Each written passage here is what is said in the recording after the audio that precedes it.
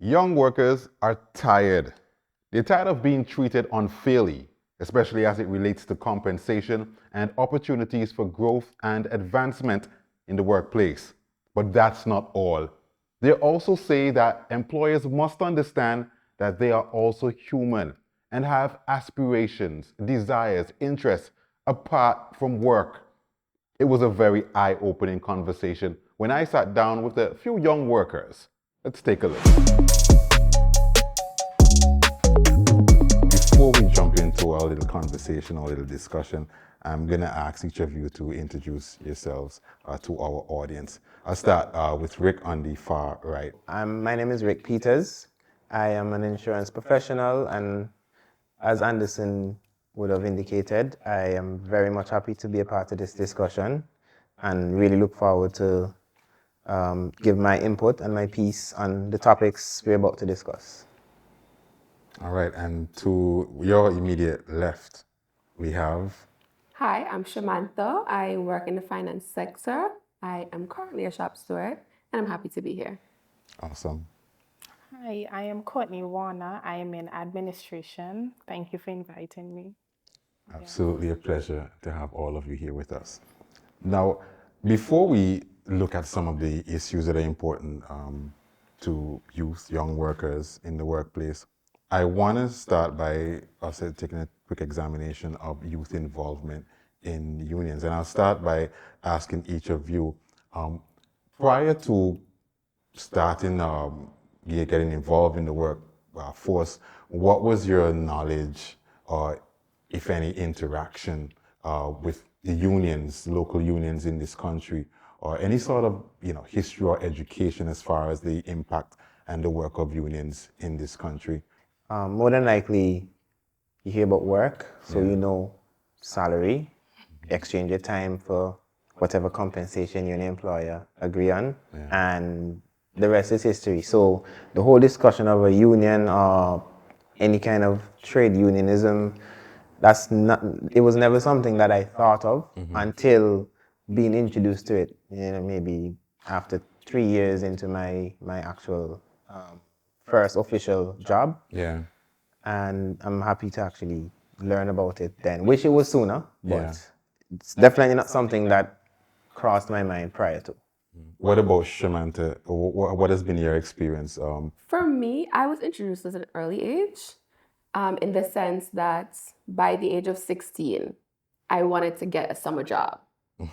So I was excited, I was ready, and then it was like in town in a store, and after getting my first salary paycheck, my mom was like, "So where's your pay slip?" And I was like, "What are you talking about? Like, I have the money. I don't, like, this is what I worked for." Yeah. And she inquired of me, and that's when I decided to inquire of my employer.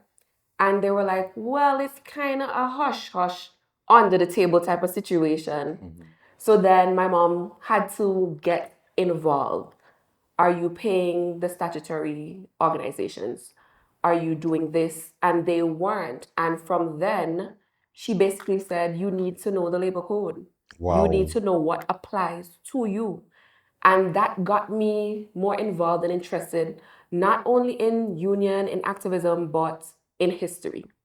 And from there, I did end up doing history for CXC because it got me so interested to know what was the background of how we got here, why we started to pay dues, why we were involved. And that was just an eye-opener for me at a young age. Interesting. Yeah. What about you, Courtney? What was your introduction to unionism? My introduction was through word of mouth. I didn't know anything about the union. I didn't know it existed. And it was just a situation where we were on the job program, and I think I was around 18 or 19, and we were having a hard time getting into the public sector. And through speaking to someone, they told me about the union and different things, and that's how I found out. Okay. Yeah. Very, very different and interesting experiences I'm gathering from among you. So now you're in the workplace, you're working. I'm sure most of you have been working for over 5 years, some maybe 10 years. how do you gauge the sense of union involvement, interest rather, in the union among your peers? Do you find that there's any sort of a sense of interest, any significant interest as far as being involved with unions among your peers? For me, I don't think that is a sense of interest. I find that young persons are uneducated, unaware. So until they get into the workforce in a permanent position, then they don't have any knowledge of the union. They don't have any knowledge of their rights until they're exposed to an environment where they're unionized. Because other young persons who are in an environment where they're not unionized are disenfranchised. They don't have the knowledge. They're not aware. For us, young people only see Labor Day as a holiday, as a party experience. They're unaware of the background behind it. And so they're not interested. They're unaware of what is taking place outside of their little circle. So let me ask any one of you, so how can unions become more relevant to young workers? What are your thoughts on that, Courtney? I think the digital platform, like what you're doing right now, I don't think that a lot of people are aware. And, young people are using social media more and more. So I feel like using this platform will be a great way to reach them because, we're already on it and the unions are not out there like that. Well, from my experience, unless something big happens and it's in the media, then you're aware, okay, the union exists and it's there. Yeah. What are your thoughts, Rick? How can the union make itself more relevant to young workers? A combination of what both ladies said just now. The education, that's one. It's not there as easily accessible as other things. And that's the main problem, because without education about something, you don't have the information to rule. Yeah. So in my view on it, I think a lot more creative marketing, not just getting it out there, but how it's distributed, how it's disseminated to the demographic. And you would have to be creative, as I said, because you're in the 21st century. You can't just stick a flyer on a lamppost and, the chances of somebody seeing it before it hits it, it's very high. Unfortunately, that's the situation. But just to put it into context, not very effective. So what you would have to do is, along with creative marketing, is make sure the information, that 30-second that you have, because as we know, with today's age, 30 seconds is really how much time you have to get a message out. That's just the way of the world in this time. So with the use of the technology and the strategy, be creative and make sure the information that you get to them is the most crucial, so that when that individual young person gets to the work world, they have some essence or some idea to start with, versus none, like myself, whereas you're just doing this for a paycheck. And then sometimes after it's gone way too far, you're like, oh man, I wish I knew that. It's like, it's similar to you basically only learning about something at retirement. Wow. That's the reality. Pointless, You just went through your whole life and you're like, wait. I think we've been coming across so many things on social media where we've been misusing different items at home, household items, stuff like the kettle where not the kettle, the juice jug. The handle is actually helpful to pour liquid into a bowl without you spilling it from the spout. That don't even start. Don't get me started, right? And it's like, stuff like that. Imagine how you feel after missing out. Now, the fear of missing out is applicable in that sense, because you've actually lost the opportunity to exercise your right in something. So that's how I see it. But again, unions just have to be really creative and think now and future in how they get their information out and how to capture the audience. So let me put the question to any one of you. As a young worker under the age of 35, what are the top 3 issues that are most important to you?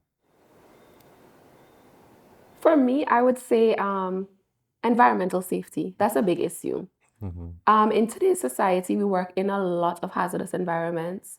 Buildings are not safe. Cleanliness is an issue. So that's a big issue in the workplace because employers feel that you're being compensated and nothing else matters. Compensation would be my second biggest issue because we're all about the bag. We are young. We want to make that money. Yeah. So I find that young people are undercompensated for their age because the workforce thinks that you're young, you're inexperienced, so I don't need to pay you as well. But what they do get wrong is that we're educated, we learn fast, and we can catch up to someone who's been in industry for years. Wow. We don't need 10 years to learn a system. We don't need 10 years to learn your business. With the technology that we have today, we can learn that in a day. It doesn't take us that long to catch up. So you're disenfranchising us by undercompensating us. And that is the biggest thing in today's society. Employers try to seek out young people out of college, out of secondary school, so that they can pay them less. Wow. But in today's society, those persons are very valuable. And most times when a young person gets into a field, they stay there until retirement. So you are actually adding an asset to your business, and that's a big issue in our society today. Another thing, as a woman, in today's society, I feel like women and men, still a disparity. Even women want to be equal, but we're not equal. Employers prefer male employees. One, there's no maternity. One, there's no mood swings during that time of the month. There's a long list of things that they don't have to deal with a guy that you have to deal with a female. Yeah. So they'll just prefer to hire a guy. The guy might not be qualified, but he's a guy. He's not going to be out for 9 months. My business is not going to suffer. So at the end of the day, you hire a woman at some point in time. She's going to be on maternity leave. She's going to go through menopause. And employers don't even cater for these things in the workplace. Currently, there's nothing in place for a nursing mother. There's nothing in place for menopause. There's nothing in place for period poverty. There's nothing in place for a lot of things that relates to women. And that is a big issue. That's a lot that the society in itself needs to deal with that we don't even look at. It's a taboo. Like, no. Like, my great-grandparents went through it and they were fine. You should be fine too. Yeah. And that shouldn't be the issue. Okay. So I'm gonna jump to it because maybe your perspective might be different as a man as far as the top issues that are important to you as a young worker. I am going to try and keep this concise because I am bursting with things to say. But I would begin with, similar to what Shamantha would have said, for me, it's about value. I mean, we value ourselves, and how we value ourselves is the bare minimum anyone else should value us. So therefore, we should set the standard.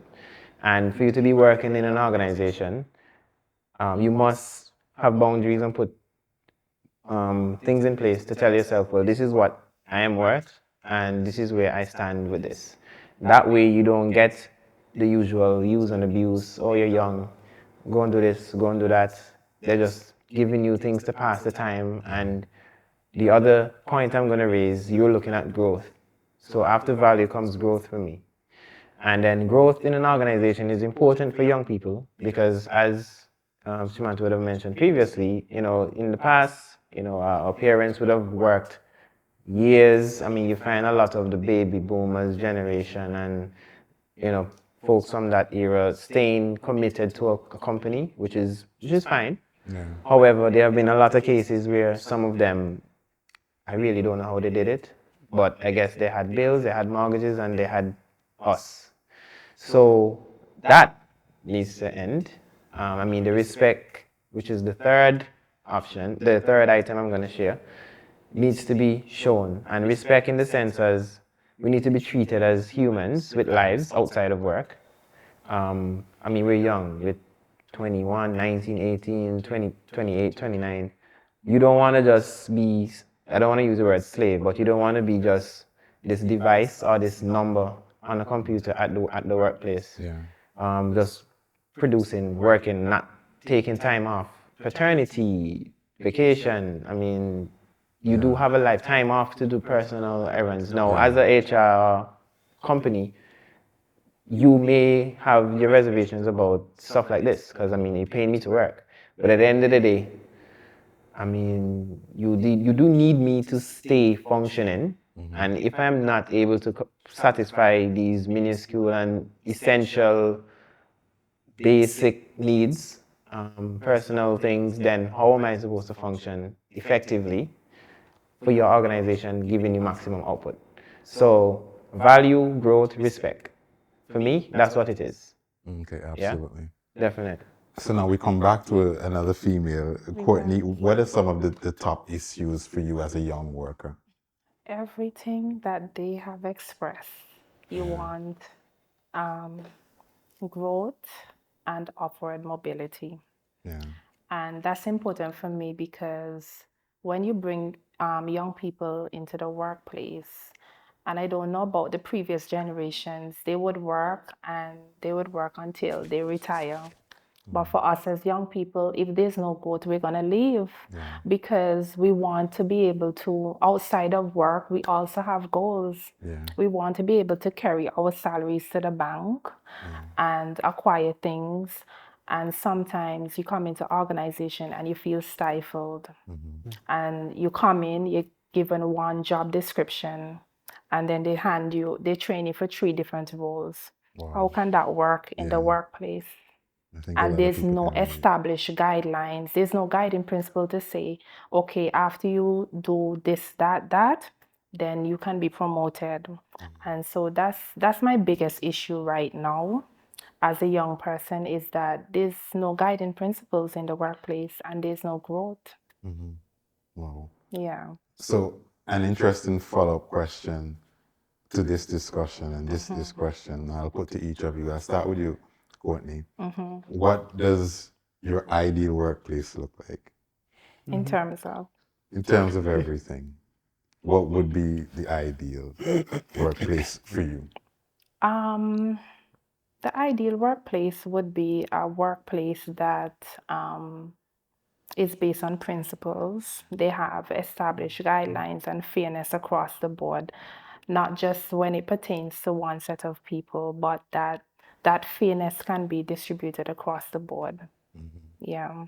Shamantha, for you, what does the ideal workplace look like? The ideal workplace is a fantasy, but for me, I would say that it would be an environment where growth is fostered, an environment where everyone is equal, an environment where everyone is treated the same, because there's that big gap in fairness. And in our Antiguan society, it's who you know, not what you know type of thing. So I would really like for us to get away from that mentality. And that would be my ideal Antigua and Barbuda, where it's based on your qualification, based on your knowledge. You are in the door. Yeah. It's not based on, well, I know Anderson, so I got a job at the union. It should be based on my qualifications, based on my training, based on my interests, and not just because of who I know. And that would be my ideal workplace. That would be for me. Maybe not realistic, but ideal. Yes. Ideal, yes. Yeah. I mean, they kind of took the words out of my mouth, but I would add that ideal for me would just mean to be human. And I say that in the simplest form, that sometimes the word human resource rubs me the wrong way.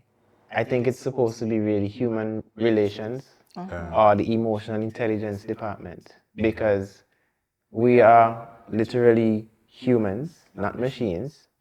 And we do have moments when we need that human interaction, that reasoning, that emotional level. So as a company, ideal to me, once you have that covered, happy staff, happy results. That's how I look at it. I mean, we have personal lives, as I mentioned before.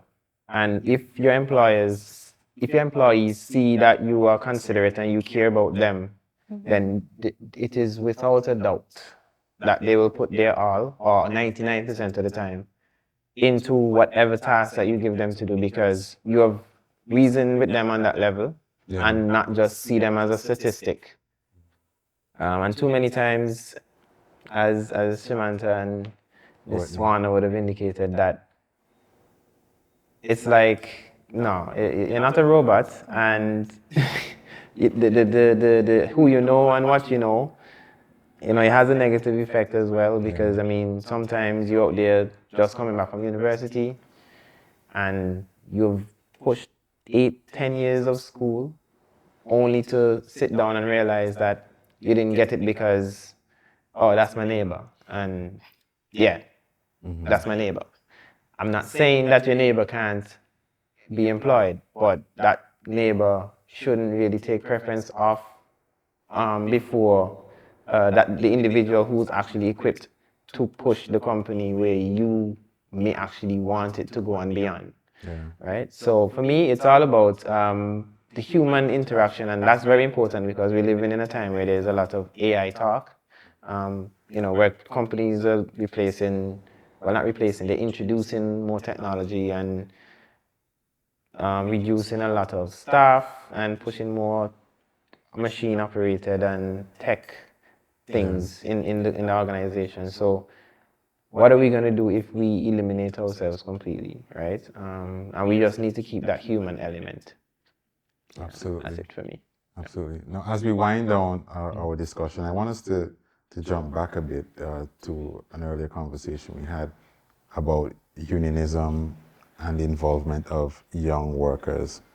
And we expressed some thoughts on that idea. But now I want us to think about this. What do you think the future looks like for unionism and activism in Antigua and Barbuda? Based on what you're feeling, you're gauging from among your peers, what does the future for unionism and activism look like in Antigua and Barbuda? Okay, I'll start and then we can go this way. Yeah. So you girls owe me one. You have some time. Right? So basically, there are two ways it can go.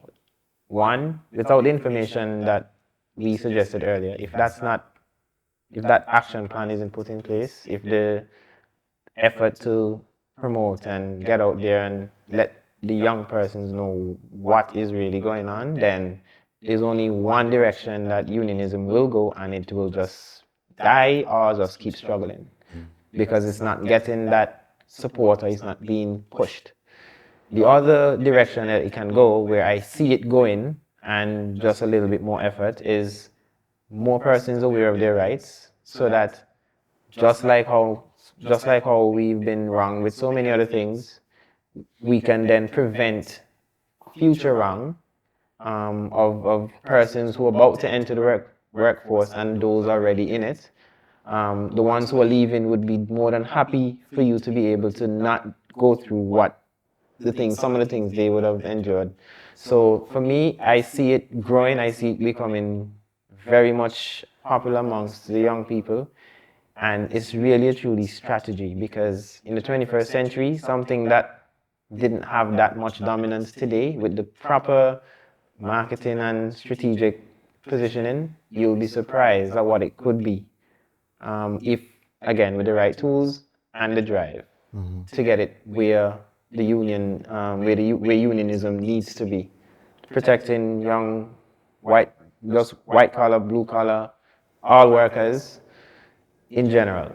I mean, young, old, it doesn't matter. But at the end of the day, the ones who are entering really need to know what is supposed to happen versus what's not supposed to happen, because knowledge is power. Absolutely. Yeah. Shamantha? And just to go off of what he said, knowledge is power. The Bible even tells you that without knowledge we'll perish. And I find that we need to target young people, because unionism, activism, it's a dying industry. How many young people do you see in the industry? How many young people do you see standing up for their rights? How many young people do you see saying, I want to be a part of this? Not many. So in this instance, we need to educate our young people. We need to target them. Not wait until they get to the workforce, but we need to get them from high school, State college. At that stage where they're still learning, we let them be aware. Because I find that persons don't even know how many unions there are in the country. Wow. They're unaware. So persons would think that it's only the workers' union and the trade union, but there's so many other unions that are active in our country. And unless they are part of these organizations, they would never know. So I feel like with marketing, we need to target the young people. We need to have more workshops geared towards young people and specialized fields. Not just have a generalized, let's do everything together, let's bring everybody together, because from the time kids get to fourth form, fifth form, they already know what field they're leaning towards. Yes. Based on their 60 subjects, they know where they're going. And I feel like in those instances, we need to let them be aware. In this industry, this is what applies to you. Because there's a lot of persons, even older persons, who don't know what their bargaining agreement says, who's never read their bargaining agreement. So we need to target young people from early. Like, this is what the labor code is for. It's here for you, because a lot of people have their rights in their hand and they throw it away. Without a doubt, they throw it away. So we need to let them be aware that you have a right to be here and you should be able to speak for yourself. You don't have to wait for somebody else to stand up for you. Yeah. You don't need a shop steward. Yeah. You can do it for yourself. And so persons don't even if the organization does not have a bargaining unit, they can join the union. Persons are not aware. So I think that also what we need to do is use young people to reach young people, like what we're doing now. Yes. So we need to use young people to reach young people, because young people are more interested in their age category. You're going to bring an old guy to tell me, oh, he's been working in the union for 50. Like, that is not going to interest me. So you need to start with young people. And young people are not interested in a movie. The quick 30-second, get it all in, the crucial points. Let them know if you have an issue, bring it up. And I feel like now we young people are more interested in music and other things, and forget that after school they have to go into the workforce. So they need to be aware of what they're going to meet. And I just feel like education is a big thing. And that's the only how we can pull this industry from a dying industry into a lively one, by involving more young people. We have a lot of older people who are part of the union. Let them let their children be aware. Let us advocate for each other, because if we don't, who is going to advocate for us? Our employers are not going to advocate for us. They're not going to care. Don't look for it. So if you are not interested in your own development, nobody's going to be for you. So that's where I see us going for the future. Well, that's going to do it for this episode of the Workers Podcast. Thank you to all our guests. Do remember to join us again next week. Every Friday on our YouTube channel, a new video is uploaded. We look forward to having you.